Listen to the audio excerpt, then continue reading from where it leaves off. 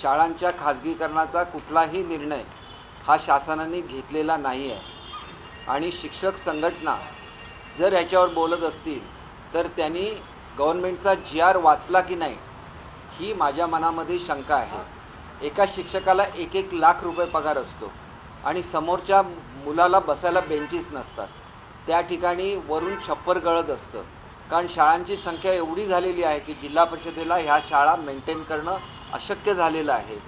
आणि त्याच्यामुळे शाळांना जो पैसा दुरुस्तीसाठी लागतो हा पैसा देण्यासाठी जर कंपन्या पुढे आल्या तर त्यांनी त्या शाळांचा मेंटेनन्स बघावा, शाळांना चांगल्या त्यांच्या इमारती दुरुस्त कराव्या, मुलांना चांगले कॉम्प्युटर्स द्यावे।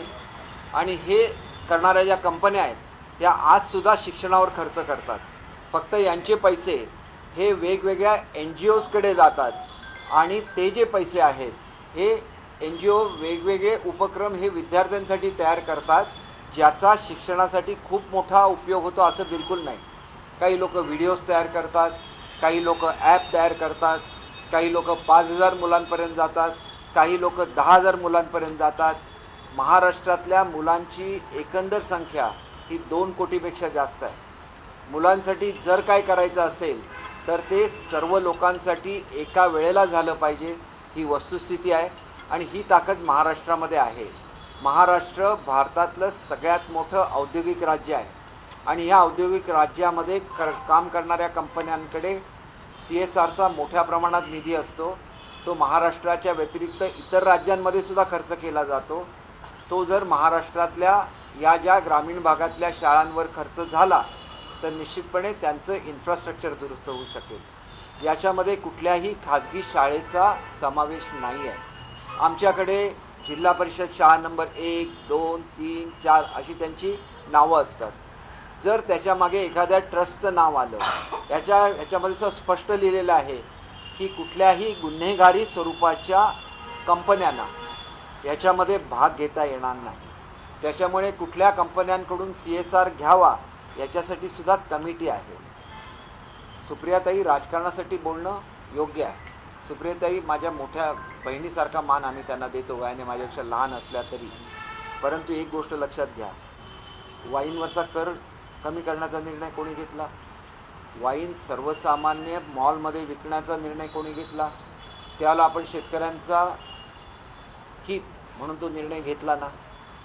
आणि म्हणून कोणाबद्दल काय बोलायचं, कुठे टीका करायची याला मर्यादा आहे। वाईन कंपनीला कधीही शिक्षण खातं विकलं जाणार नाही। मी स्वतः पालकमंत्री आहे मुंबईचा। मुंबई सगळ्यात मोठा आहे रिअल इस्टेटमध्ये भारतामधल्या, अजून एकाही डेव्हलपरला मी भेटलेलो नाही। आम्ही गरीब लोकांसाठी काम करतो, हे विचार आम्हाला पटत नाही। आणि एवढी वर्ष मी पवारसाहेबांच्याबरोबर काम केलं, त्यांना दीपक केसरकर म्हणजे काय हे निश्चितपणे माहिती आहे। आणि त्याच्यामुळे अशी टीका निदान मी ज्या खात्याचा मंत्री आहे त्याच्यावर तरी करता कामा नये। पॉलिसी चुकल्या माझ्या नाही चुकल्या खाजगी शाळांच्या बाबतीत। आजसुद्धा मी एक कमिटी नेमलेली आहे की खाजगी शाळांना कशा रीतीने मजबूत करता येईल। एक गोष्ट लक्षात घेतली पाहिजे की आज मी ज्याला शाळेमध्ये जायचो, मी चांगल्या घरातला मुलगा असेल तर मी माझी फी भरत असतो, गरीब जो मुलगा असेल तो EBCचा फॉर्म भरायचा आणि त्याचे पैसे शासन भरत होते। ही सिस्टीम कोणी आणली? शिक्षकांचे पगार द्यायची तुम्हीच तर आणली ना। आणि त्याच्यामुळे साधा म्हणजे ज्याला फी भरण्याची कॅपॅसिटी आहे आणि ज्याला सरकारी शाळामध्ये जायचं आहे त्याला सुद्धा चांगलं इन्फ्रास्ट्रक्चर मिळत नाही, कारण त्यांच्याकडे फी येतच नाही। त्यांना येतो काय? शिक्षकांचा पगार येतो, मेंटेनन्ससाठी पैसे येतात, शिक्षकेतर कर्मचाऱ्यांच्यासाठी पगाराला पैसे येतात, पण इन्फ्रास्ट्रक्चरचं काय? शाळामध्ये चांगल्या सुविधा नको का? तिथं फॅन नको का? तिथं चांगलं फर्निचर नको का? तिथं चांगली लायब्ररी नको का? मग ज्यांना पैसे देण्याची ज्यांची कॅपॅसिटी आहे आणि जे पालक स्वतःहून म्हणतात की आमच्याकडून पैसे घ्या, आमच्याकडून इमारतीसाठी निधी घ्या, परंतु तो निधी त्यांना घेता येत नाही। उद्या त्यांचं ऑडिट निघतं। एक जिल्हा परिषदेची उत्कृष्ट शाळा बनवली होती तुमच्या पुणे जिल्ह्यामध्येच, त्याच्यावर वाबळेवाडी ना, त्या वाबळेवाडीवर काय झालं? वाबळेवाडीतल्या त्या शिक्षकावर कारवाई झाली। का कारवाई झाली? तर त्यांनी त्याची शाळा चांगली बनावी म्हणून वेगवेगळ्या कंपन्यांनी निधी दिला, त्याच्यावर केस त्याला ट्रान्सफर करण्यात आलं। त्याचा काही दोष होता का? त्याने ऑडिटसुद्धा केलेलं होतं। त्यांनी घेतलेल्या पैशाचं ऑडिट केलं होतं, 1 रुपया हा त्या शाळेवर खर्च केलेला होता। मग ते जे उदाहरण आहे ते समोर घेऊन जर आम्ही निर्णय घेतला की कंपन्या शाळा सुधारण्यासाठी पैसे देऊ शकतील, ऑफिशियली देऊ शकतील, आणि मग शिक्षकांच्यावर त्याचा दोष नाही येणार. मग ह्या ज्या संघटना आहेत त्यांनी वाबळेवाडीचं जाऊन बघितलं नाही का? वाबळेवाडीतल्या शिक्षकांच्या मागे किती शिक्षक संघटना उभ्या राहिल्या. आणि म्हणून मी सर्व शिक्षक संघटनांची मीटिंग घेणार आहे आणि मीटिंग घेऊन मी स्पष्ट त्यांना विचारणार आहे की तुम्हाला मुलांना शिकवायचं आहे की तुम्हाला असे हे काहीतरी करायचं आहे. आज मी पहिल्यांदा मंत्री झाल्यानंतर डिक्लेअर केलेलं होतं 1 वर्षाच्या आत शिक्षकांचे सगळे प्रश्न सोडवतील. मी जेवढे प्रश्न सोडवले, महाराष्ट्राचा संपूर्ण इतिहास काढा आणि एवढे पैसे कुठल्याही शिक्षण मंत्र्यांनी शिक्षकांसाठी खर्च केलेले दाखवा. मागणी केलेली प्रत्येक मागणी मान्य केली. केंद्रप्रमुखांच्या जागा रिकामी होत्या, भरती सुरू केली. 30,000 शिक्षकांची भरती केली. टप्पा अनुदानावर शाळांना टप्पा अनुदान मिळत नव्हतं. 1100 कोटी रुपये खर्च करून टप्पा अनुदानावर शाळा आणल्या. शिक्षकांना शासकीय नोकऱ्यांमध्ये संधी मिळत नव्हती, तिथं 50च्या वर शिथिल करा अट म्हणून सांगितली, ती अट शिथिल केली. जे जे करणं शक्य होतं प्रत्येक गोष्ट. अनेक ठिकाणी तुकड्यांवरचे शिक्षक होते, त्यांना टप्पा अनुदानांवर आणलं. काय केलं नाही ते मला विचारा. आणि हे केल्यानंतर साधा एक निर्णय असेल जो मुलांच्या हिताचा आहे तो न समजून घेता तुम्ही मोर्चे काढणार, त्याच्यासाठी 5-5 हजार रुपये तुम्ही कॉन्ट्रीब्युशन काढणार. कुठली पद्धत आहे ही? राजकारण करत असले तर हे स्टेटमेंट देणारे पुढारी आणि ह्या संघटना यांची मिलीभगत असण्याची शक्यता आहे. आता नागरिकांनी जागृत होण्याची गरज आहे. माझं स्पष्ट म्हणणं आहे की माझा मुलगा हुशार झाला पाहिजे. शिक्षण खाणं हे विद्यार्थ्यांसाठी आहे. शिक्षक हे गुरुवर्य आहे, त्यांच्याबद्दल मला आदर आहे, परंतु शिक्षण खातं हे विद्यार्थ्यांसाठी आहे. शिक्षणाचा दर्जा सुधारलाच पाहिजे, शाळांच्या एकंदर स्थिती सुधारलीच पाहिजे. हे शिक्षण मंत्री म्हणून माझं ठाम मत आहे आणि त्याची मी अंमलबजावणी करणार. ज्यांच्यामध्ये गैरसमज असतील त्यांना बोलवून घेईन, परंतु विद्यार्थ्यांच्या हिताच्या आड कोणी येत असेल तरी ते सहन केलं जाणार नाही. राजकारण करतात असं तुमचा थेट आरोप आहे? हे बघा, मी कोणावरही आरोप केलेला नाही. मी सांगितलं होतं तुमचे जे प्रश्न असतील ते तुम्ही मांडा.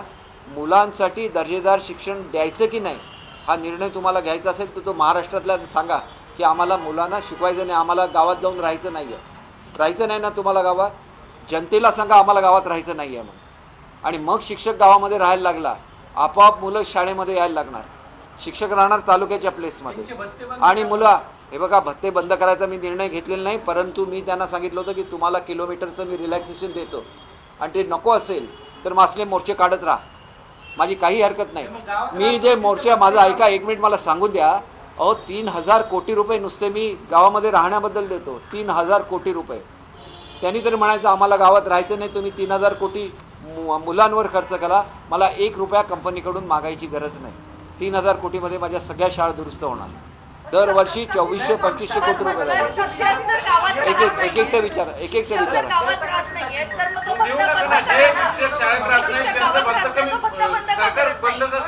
भत्ता बंद करणं, आता तुम्हीच मला विचारलं ना, तुम्हाला तळमळ आहे विद्यार्थ्यांच्या शिक्षणाबद्दल, मग हा प्रश्न तुम्ही त्यांना विचारा. तुम्हाला गावात राहायचं नाही, भत्ता घेऊ नका.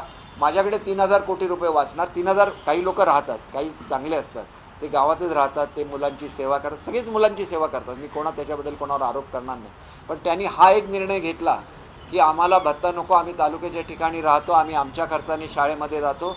सगळ्या शाळा मी शासनाच्या खर्चाने दुरुस्त करतो. CSR फंडामधून शाळांना मदत करता येणार आहे, पण त्या मदत केलेल्या कंपनीचं नाव शाळेला लागतं. अशा यामुळं त्या कंपनीचा अधिकार शाळेत वाढणार. शाळेत आमचं GR वाचून बघा. स्कूल कमिटीवर कुठलाही अधिकार नाही. स्कूल कमिटी काम करू शकते. शिक्षकांचा पगार आम्ही देणार आहोत. असं नाही होते सर. कुठला? स्थानिक लेवलला जर विचार केला तर हे शक्य होणार नाही. असं का शक्य होणार नाही? कंपनीला काय करायचं आहे हो तुमच्या शाळेमध्ये ढवळाढवळ करून? ते आपला TV आम्ही दिलेला व्यवस्थित आहे की नाही ते बघणार. मेंटेनन्स झाला पाहिजे. आम्ही TV दिलेले, अनेक ठिकाणी TV कुठेतरी गेलेले आहेत, कोणाचं तरी लक्ष पाहिजेच ना शाळेवर. त्यांनी शाळेला चांगल्या बेंचेस दिल्या, त्या कंपनीचा बेंच मोडला, कंपनी त्यांच्यावर केस घालणार. गव्हर्नमेंटला एवढा वेळ नसतो त्यांच्यावर केसेस घालायला, ते दर्जेदारच घेणार. बघा, मुंबईमध्ये टॉयलेट बांधून दिले आहेत हिंदुस्तान युनिलिव्हरने. टॉयलेट्स जाऊन बघा केवढ्या सुंदर आहेत. तिथे ATM मशीन्स आहेत, तिथं वॉशिंग मशीन्स आहेत. मग ते का करू शकतात, आमची लोकं का करू शकत नाही? कारण त्यांच्याकडे स्वतःची मशिनरी असते जे हे सगळं बघू शकतात आणि त्यांच्याकडे डेडिकेटेड टीम असते जे CSRचे पैसे व्यवस्थित खर्च झाले की नाही ते बघतात. कारण त्यांचे घामाचे पैसे आहेत, ते फुकट झालेले त्यांना अजिबात चालत नाही आणि त्यांना मुलांबद्दल आस्था आहे म्हणून शिक्षणावर एवढा खर्च करतात ना. याच्याबरोबर अजून एक प्रश्न, समूह शाळांचा जो काही एक घाट घातला जातो, समूह शाळांचा अजूनही म्हणजे पुणे जिल्ह्यातल्या मुळशी सारखा तालुका असेल की तो दुर्गम भागामध्ये येतो किंवा आंबेगाव खेड या भागातले जे आदिवासी जो पट्टा आहे त्या पट्ट्यामध्ये दळणवळणाच्या सोयी सुविधा नाहीये, तिथं पाड्यांवरती शाळा आहेत. मग या शाळा बंद केल्यानंतर त्या विद्यार्थ्यांना शाळेपर्यंत पोहोचण्याची आपण काय जबाबदारी घेणार आहोत किंवा त्यांनी शाळेत यायचं कसं? या एका कारणामुळे म्हणजे महाराष्ट्रामध्ये अशा अनेक शाळा आहेत की जिथं दळणवळणाच्या सोयी सुविधा नाहीयेत आणि या शाळा जर आपण समूह शाळा जर करणार असू तर मग त्या विद्यार्थ्यांचं काय? एक गोष्ट मी स्पष्टपणे संपूर्ण महाराष्ट्राला सांगू इच्छितो, सर्व संघटनांना सांगू इच्छितो, एकही शाळा बंद करण्याची ऑर्डर आम्ही दिलेली नाही आहे. मुळात असं आहे की जिथं समूह शाळेमध्ये मुलांना जायचं असेल तिथं त्यांच्या वाहतुकीची सोय ही शासनामार्फत करून दिली जाणार आहे आणि त्याच्यामुळे तुम्ही बघा, आज जर माझा नातू असेल आणि तो शाळेमध्ये जात असेल आणि मी त्याला सांगितलं की गाडीमधून शाळेत जा, तो नाही म्हणून सांगतो मी माझ्या स्कूल बसमधून जाणार. कारण स्कूल बसमध्ये त्याचे मित्र असतात, सवंगडी असतात आणि त्याच्यामुळे त्याला त्या स्कूल बसमधूनच जावंसं वाटतं. मग जर शहरामध्ये ही सुविधा आहे तर ग्रामीण भागामध्ये ही सुविधा का नसावी? आम्ही एकही शाळा बंद करणार नाही असं लिहिलेलं आहे त्या GR मध्ये, एकही शाळा बंद करणार नाही. मग तुमचं आंदोलन कशासाठी? मला तर असा प्रश्न आहे की मला आता प्री प्रायमरी करायची आहे, त्याच्यामुळे 5 वर्ग हे प्री प्रायमरीचे असणार. त्या प्री प्रायमरीच्या मुलांना मी दुसरीकडे थोडंच घेऊन जाणार आहे. एक जो मुलांच्या बाबतीत सर्वे झाला तो सर्वे तुम्ही व्यवस्थित वाचून बघा की जर सामूहिक आपल्याला वाचन करायचं असेल तर ही जी एक मुलं आहेत यांचं परफॉर्मन्स हा फक्त 8% आसपास आहे आणि तोच मोठ्या शाळेमध्ये काम करणाऱ्या मुलांचा 52% आहे. हा प्रत्येक बाबतीत आहे. इंग्रजीच्या बाबतीत प्रोग्रेसमध्ये हेच आहे. म्हणजे मुलांनी 30-30, 40-40% मागे राहायचं, मुलांनी 25%, 50% मागे राहायचं. हा मुलांवर अन्याय नाही का? उद्याची पिढी घडवायची आहे ना. आणि मग तुमचं राजकारण त्याच्यामध्ये काय आहे? मुलं शिक्षकांचे सगळे हे प्रोटेक्टेड आहेत. आज 30,000ची भरती करतोय मी, भरती थांबवली आहे का? मी 100% भरती करतोय 30,000ची. मग तुम्हाला ऑब्जेक्शन नेमकं कशावर आहे? मला प्री प्रायमरी करायचं आहे. सर, पवित्र पोर्टलच्या माध्यमातून अडचणी येत आहेत. अजून 2-3 दिवसाची मुदत वाढवून देण्याची मागणी विद्यार्थ्यांकडून होती. शिक्षक भरती नाही आहे, तर काय शिक्षक भरती? हे बघा, पवित्र पोर्टलची सगळी जी सिलेक्शन आहे हे 100% पूर्ण झालेलं आहे. पवित्र पोर्टल ओपन केलेलं आहे. तुमची माहिती जी कन्फर्म करायला लागते पवित्र पोर्टलवर, ही कन्फर्मेशनची स्टेज पूर्ण झालेली आहे. आता प्रत्यक्ष भरतीची सुरुवात ही एकंदर जे 36 जिल्हे आहेत त्या 36 जिल्ह्यांपैकी 20 जिल्ह्यांनी त्यांचं रोस्टरचं चेकिंग पूर्ण केलेलं आहे. त्याच्यामुळे 20 जिल्ह्यांचं पोर्टल मी ओपन करायला सांगितलेलं आहे. माझा विचार असा होता की एका वेळेला सगळं पोर्टल ओपन करावं, जेणेकरून विद्यार्थ्यांना चॉईस राहील कुठल्या जिल्ह्यामध्ये आपल्याला जायचं आहे ते. हे करण्यापूर्वी मी अत्यंत महत्त्वाचा निर्णय घेतलेला होता शिक्षकांच्या संदर्भात. त्यांना जिथं जिथं बदल्याचा त्यांनी चॉईस दिलेला होता तिथं सगळ्यांना बदल्याचा चॉईस देऊन त्यांना तिथं घेतलेला आहे.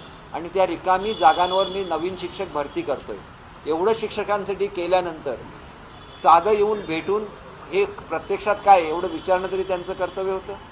विचारलं का? हे बघा, आता 30,000 शिक्षकांची भरती पूर्ण होणार. 1 मिनिटसुद्धा ती भरती थांबवायची माझी तयारी नाही. कारण मी बदल्या अलाव केलेल्या होत्या आंतरजिल्हा. का आंतरजिल्हा बदल्या अलाव केलेल्या होत्या? तर आमचं पोर्टलचं काम मे महिन्यामध्ये पूर्ण होणार होतं.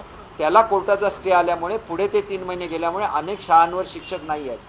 कुठल्या मुलाला शिक्षणामध्ये संधी मिळावी म्हणून मी मुलांचं नुकसान करणार नाही, तिथं शिक्षक देणारच 100%. सर, शिक्षक संघटनेचा जो मोर्चा काढला जातोय त्या मोर्चेत सरकारला मतदान करणार नाही अशी शपथ घेतली जाते शिक्षकांकडून. हे मी तुम्हाला सांगितलं, हे उत्कृष्ट राजकारणाचा नमुना आहे.